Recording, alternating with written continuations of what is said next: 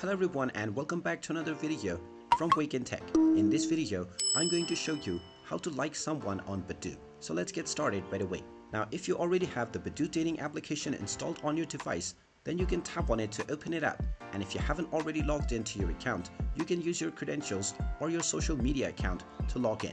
Now after you have been logged in, you will directly start to see various different profiles. Now if you wish to like anyone, you can tap on the heart icon and you will immediately send a like to that user. You can also swipe towards the right, just like any other dating application, which will send a like to the user. Now in case you don't want to send a like, then you can also tap on the cross icon or swipe towards the left. And when you tap on the like button, the user on which you tapped on this will see that you have liked them from their homepage by tapping on likes.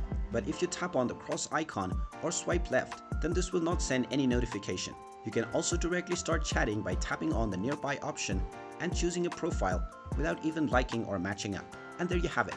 That is how easy it is to like someone on the Badoo dating application. If you find this video helpful, make sure you hit that like button and subscribe to our channel if you haven't done so already. Also ring that notification bell to never miss another update from us. Thank you for watching and I will see you again in the next video.